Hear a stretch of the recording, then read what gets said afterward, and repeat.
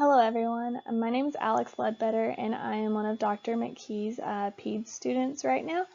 And my in-service topic is over the new drug, Winlevi, and it is the first of its kind in acne treatment. And I say that because it has a novel mechanism of action, which I will explain here in just a minute. So to start off, I'm going to kind of give an overview of what acne is, how some of our treatment options, and then I'm going to go over this new drug and how it works, how it's to be used, and what we can expect in the future. So a little bit of an overview. I'm sure everyone that's listening to this knows what acne is and for the most part what causes it, but I'm going to just go over it kind of as a little refresher. So what is it? It's those pesky little blackheads and whiteheads that appear most commonly on the face and the neck, sometimes on people's backs, your chest, and then your upper arms, like kind of on the shoulder area. The causes, there's many different causes for it. So for the most part, it's due to that increased sebum production or that excess oil on the skin.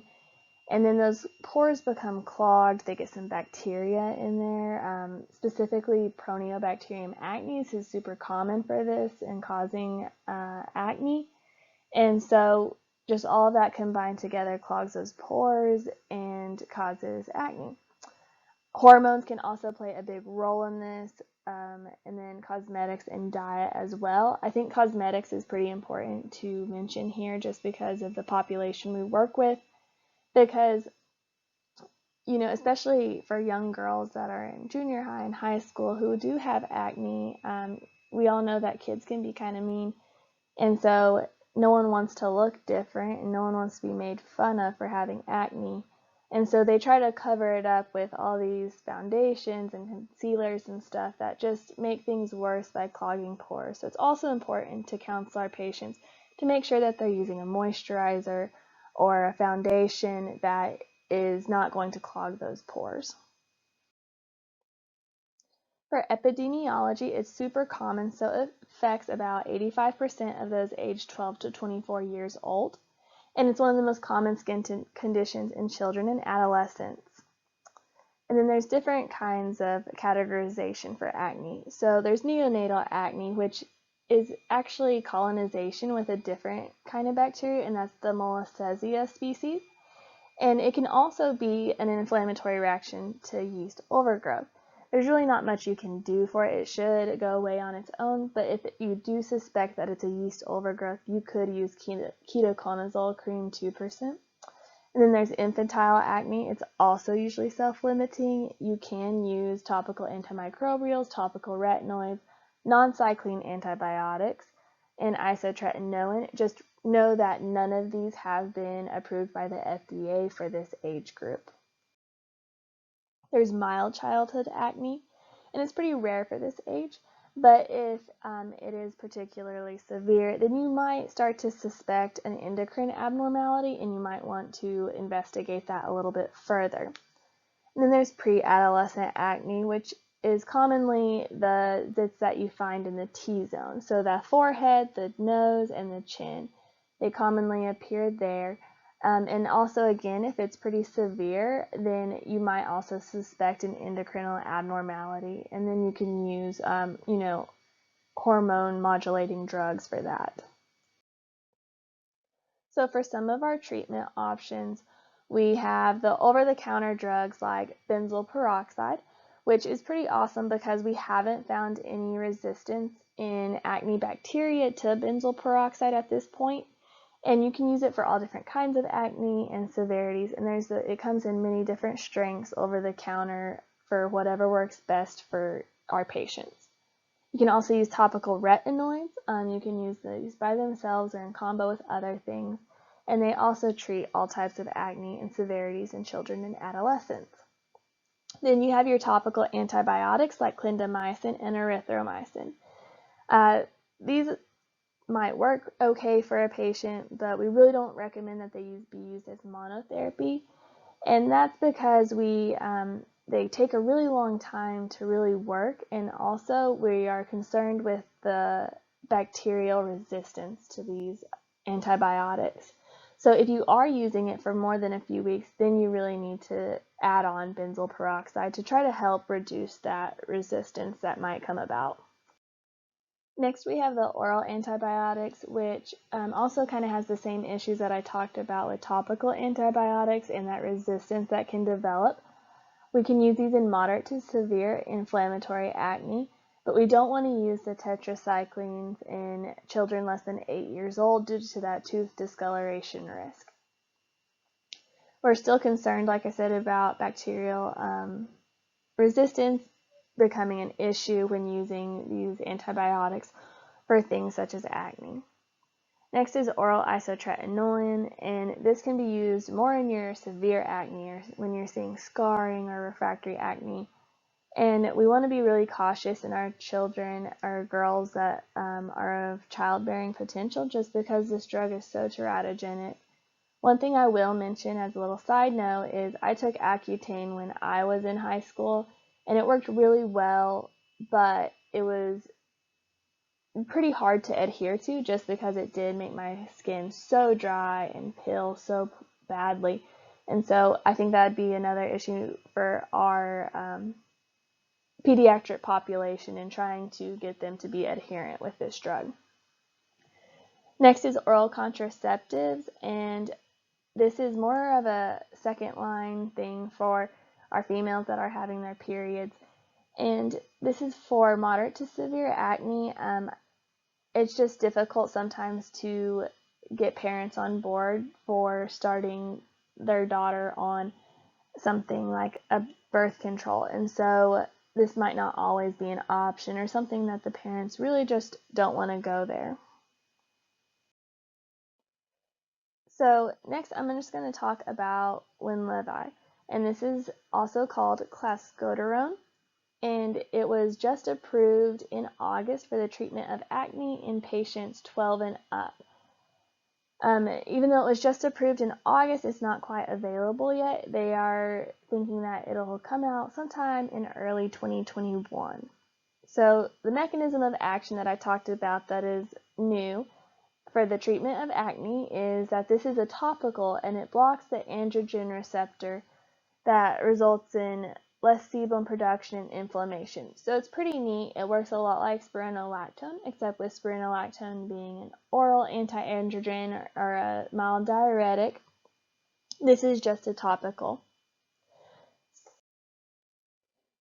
So this is a pretty nice little graphic that shows you how Winlevi works, and it blocks that androgen receptor in the sebaceous glands on the skin, and so it prevents that dihydrotestosterone from binding to that androgen receptor, and that way it reduces the amount of sebum that is produced, reducing that amount of oil that can clog that pore, and then also reducing some inflammation that you might see.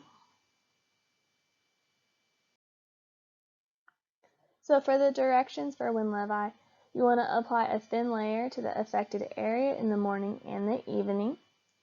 For storage, this is important for pharmacists that are listening to this. They do recommend that you keep it refrigerated before dispensing it, but after you dispense it to your patient, they can go ahead and store it at room temperature.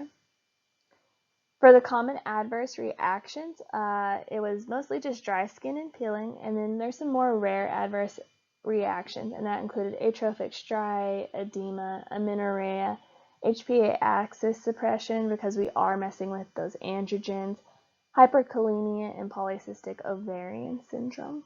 I don't think that we're going to see as much hyperkalemia with Winlevi as you would see with spironolactone, so I think that's one of the benefits of it being a topical and really targeting those problem areas instead of getting the systemic effects.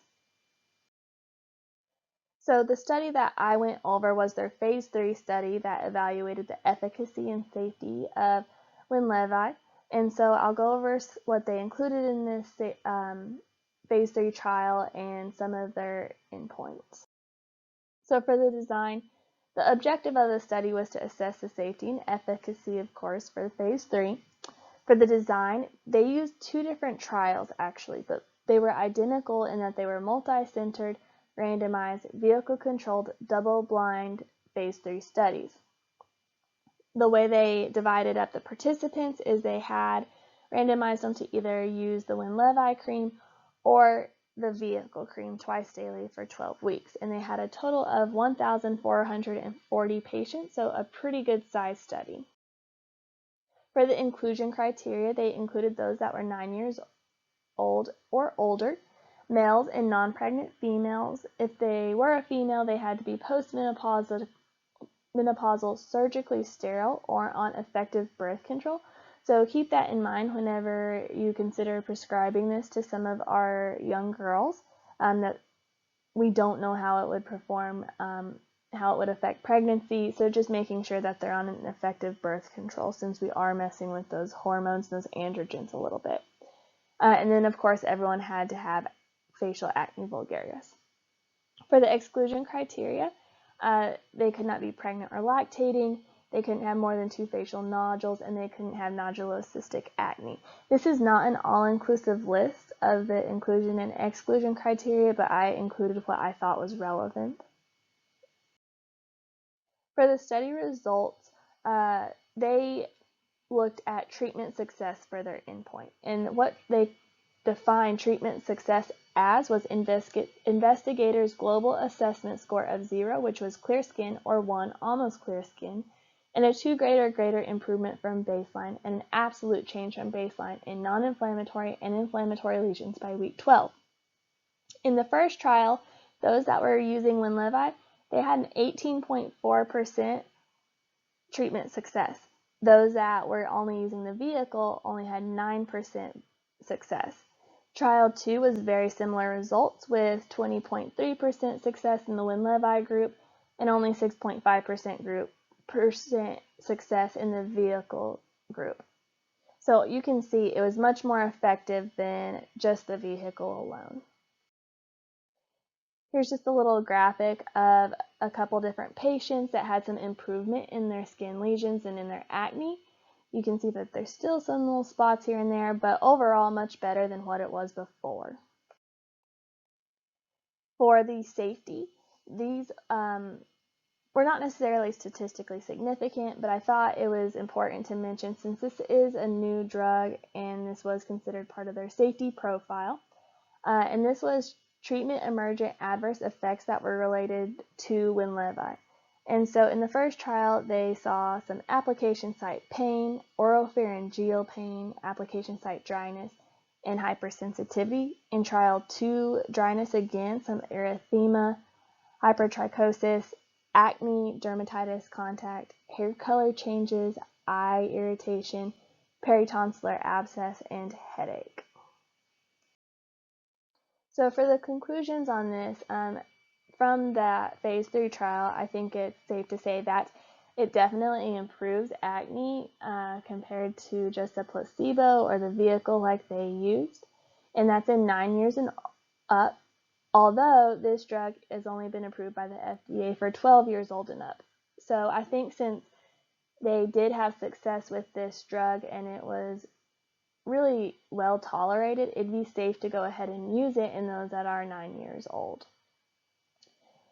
You could consider this as an alternative to antibiotics in the future, I think, just because we have that issue of bacterial resistance and trying to keep up with our antimicrobial stewardship programs and trying to prevent that resistance from becoming more of an issue than what it already is. I'm excited to see this used in combination with other anti-acne drugs in the future potentially to really determine where its place in therapy is. I do believe that we need some comparison studies with our current treatments to determine how effective it is when we compare it to other options that are already out there on the market. So overall, it's a very new drug. I'm excited to see what potential it has, and hopefully in the next few years we can have some more studies that come out that compares it so we can get it incorporated into the guidelines and see where it really belongs. So that's all I have for today. So if y'all have any questions for me, feel free to reach out to me and I'd be happy to answer any questions you might have. My email address is alex.ledbetter@ttuhsc.edu. Thank you.